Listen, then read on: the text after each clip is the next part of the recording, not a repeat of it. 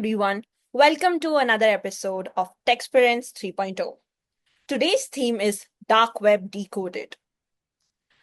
I'm your host, Lavanya Vyas, Joint Secretary and Event Head of CSI UMIT. And I'm your co-host, Nishigandha Sarode, the PR and Technical Head of CSI UMIT. Today, we have a very special guest with us, Mr. Sushant Kamble, who has a decade over experience working with multiple organizations globally. Currently, he's working at Ernst Young as Offensive Security Manager. Let's give a warm welcome to Mr. Sushant Kamble. Thank you so much for inviting me, and I'm glad that you guys have approached me for this podcast. And thank you so much. Thank you, sir. On to the questions now that everyone is waiting for. So let's start with simple. What exactly is dark web? Okay, so dark web is like there are multiple phases of dark web. How you use the dark web, it depends upon totally on you. So majorly dark web is used for some secure communication within the army and other resources. But due to the anonymity, people are open to the Tor browser, so that more and more people are coming and joining the dark web, so that no one can trace them back. That's the major intention to make this dark web as an open source, and now it is used for many illegal activities as well. So it is as a positive as well as a negative activity, so it depends on them both how the people are using this dark web as a. Yeah, Okay, that's sir. Okay. Okay, that was a very clear explanation. I think our audience must have got it. And following up on the previous question, we would also like yeah. to know that, like, how were you introduced to this topic of dark web? Like, is there something special that, caught your eye in this field? All right, so I started my journey into cybersecurity back in 2008, and from that period of time I'm doing bug bounty and other activities. So in 2014 there was a case of Silk Road owner was being caught from the dark web, that caught my eyes into this particular on the dark web. So from that period I started researching on dark web, and there are many things on the dark web where used as a free resource. So that is also the second option to use the dark web. And after being into this from a very long time, the dark web has been utilized for organization help as well. Like any credential dumps are there, or any organization is being exposed to any sensitive information to the public, but on the dark web. So that became our primary role to act as a ethical hacker. So dark web is a very useful tool for us as well to identify any threat or any company's data is being leaked or not. So the things get evolved and evolved, and I go on deep into the study of this dark web, and that's on all about the research part. No, that's a really great answer, sir. So, as you had told about the positive and the negative aspects of dark web, so Yeah. could you tell us what exactly, where is the line between the ethical and the illegal aspects of dark web? Ethical is as in few of the countries like China, North Korea. These countries government is very strict about their own country. People are not open, or they cannot raise their voice. They are getting assassinated. So dark web is the medium. There are many forums or many channels, or there are some newspaper agencies. They are acting there as a, or many of the Wikipedia is also clone over there, but that Wikipedia is more into darker side. That only don't show the positive side, but also on the darker side. So these are the things people are using to open their voice and raise their voice, or if any of the leader is having some illegal background, so they can't journalists can't post the thing on the internet directly, so they use this medium of, or forums on the dark web. So the people who are also there on the dark web, they get to know how is this leader or things like that. So this is the as a positive side we can say. And for the negative activities, there are many things. You can take names like drugs, assassinations, or many child pornography, many things which are very critical in the nature of the real side, but people are using this in the illegal activities. There are many more like weapons. If people want to buy the weapons or drugs or exchange of any currencies, fake notes, unlimited things are there. You can't count. Yeah. Okay, sir, that was a very interesting answer on the like ethical aspects of dark web. But also, like apart from dark web, there are different concepts like deep web. So, for our viewers, could you explain like what is the difference between these concepts of dark web, deep web, and surface web?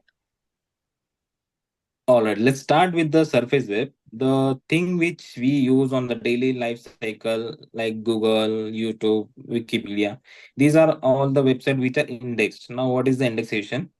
So each and every developer puts their robots.txt or their sitemap. That is the Mhm. listing of their applications, so that Google can crawl and give your. That will be helpful for the SEOs, search engine optimization. If I'm sitting in the Mumbai and I want to search for any good restaurant in Thane, so it will bring my own restaurant at the top. That's the reason it is being indexed, Okay. so that people come to know about my restaurant. So that is of the surface web. And now in the deep web, I want my website not to be hosted on publicly or anyone can search directly from the Google or any internet directly. So I give some XYZ name. Let's take an example. If there is a bank, ABC Bank is there, and they have some admin portal. I don't want that admin portal to be exposed on public directly. So I'm using others deep web so that people with only having the VPN connection or else who are having the access to my particular portal. So those people are only going to get the access of that portal. That's the deep web. And for the dark web, we have some specialized browser for that. Tor is there and Brave browser is there, which gives you accessibility to enter the dark web.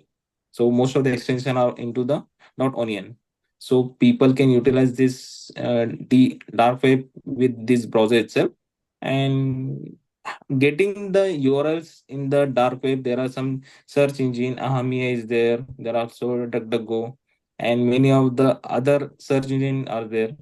So like Google, there are some other search engine in the dark web where you can search whatever your needs are there. Yeah, that gives a lot of clarity to for all of us. Now, as you were talking about indexing, a question I have for you is how does dark web prevent regular engines from indexing its content? And is it possible to regulate the dark web? No, it is not regulated to dark web just because they don't want their own website to be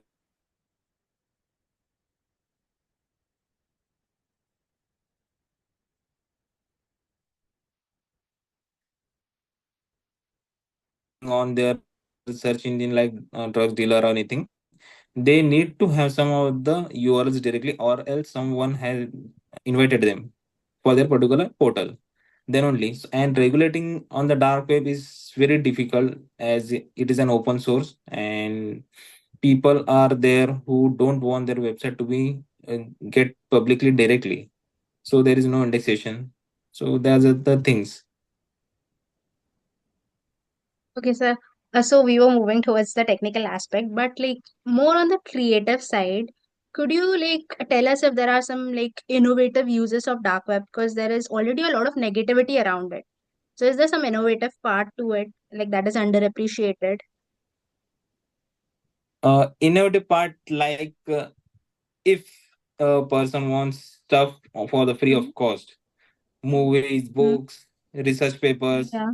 or else any projects for your college projects, you can visit dark web and get the things out of that. And there are many people who are posting things for the free, or and the reason behind the free is because uh, they can inject some malware into their applications, and people can get access to their own system. That's the reason they're providing you the things for the free. And yeah, that's the thing. So you can't say that dark web is totally safe, but people are intending intention is to provide you things for the free just because they want you to download on their system so that they can get the access and they can exploit you. That's a really insightful answer. And as we are talking about the free and this. I want to know that how can we morally bound ourselves to be ethical? Like, is there unethical practices more than the ethical practices, or they are equal in measure? There is nothing ethical in the dark web, to be honest. And if you are trying to visit dark web, your intentions are not so clear. You want the stuff for the free of cost, and that free is totally going to take you somewhere else. Because if you try to download those things, let's recognize that even though PDF is can be injected with the malwares, so you can't say that thing is for the free and yes, I can get the research paper and can showcase in my college.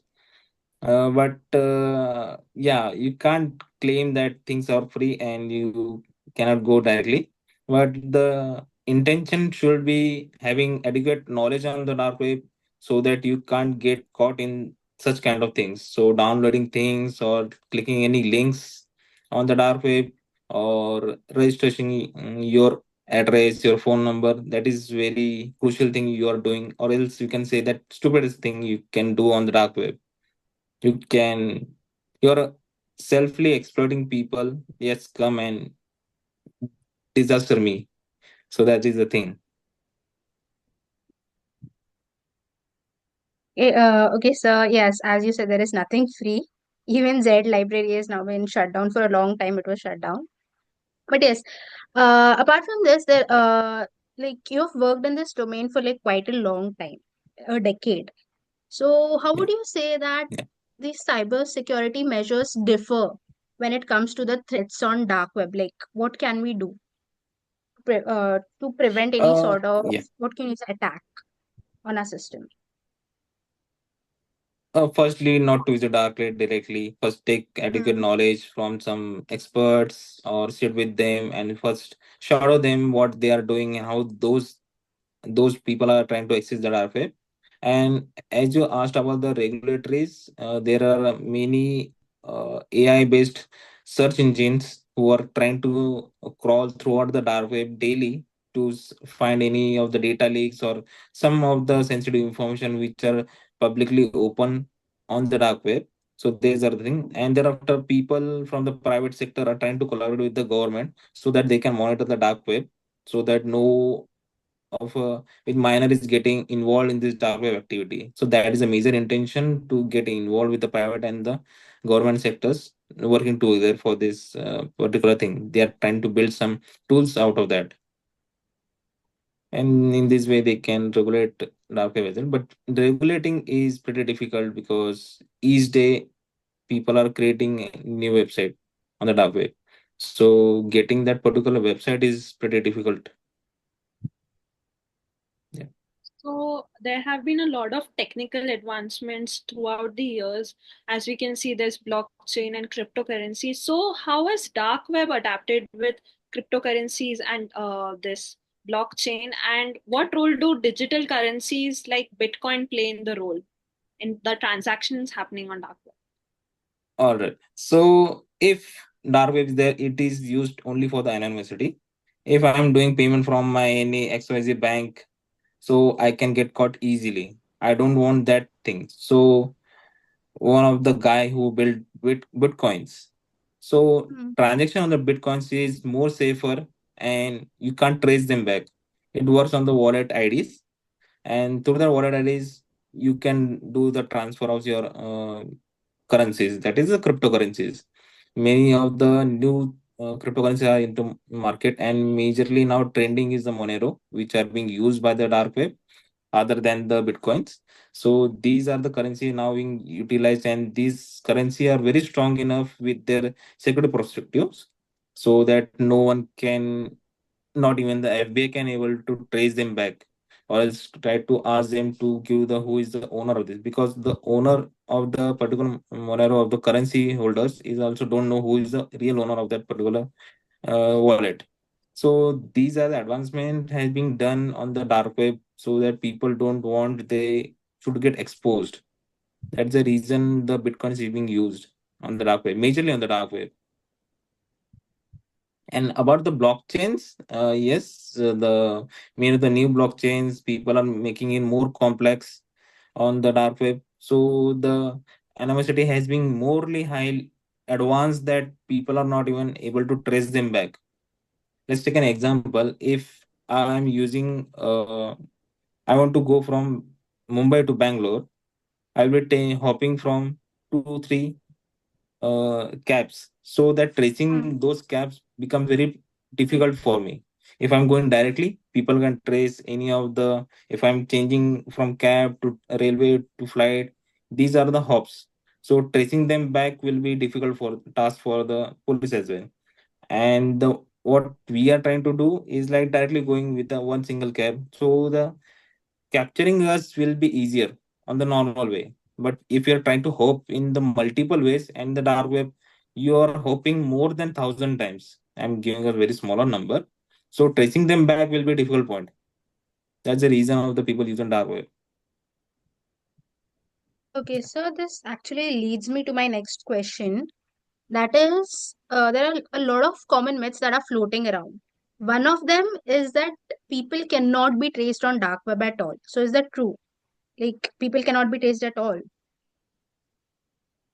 No, not at all is the myth, we can say, because the owner of the Silk Road, which is the marketplace, was being caught just by some simple mistake. The mistake was like he used a reused email ID. So Mm. because just he used the email, reused email ID, he was being caught by the FBA, and the whole website was being dropped down.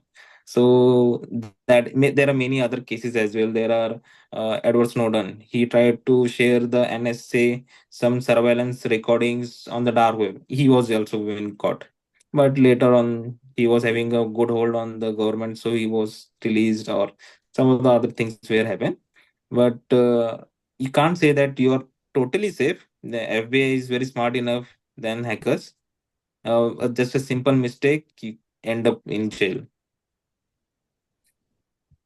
So, following up to the questions, there have been several arguments on it that had been dark web not existing or being open, it's not really that open, but not being in use much, we would not have to be being used of all the security measures that we are putting in, that be safe, be this. Like, would it be better it would not have been created only? As you're saying, not created. See, now many people know that dark web is using mostly used for the illegal activities. Now, why it is not being banned, or you might have a question why it is not being banned. The reason behind that is US government is using this. Now US having a very good hold, and if in a room of small room there are multiple people and tracing each one is very difficult. That is a major intention to make it public. That's the reason we are on the they have not banned it. So it is, everything is in the hold of the US government. That's the reason they have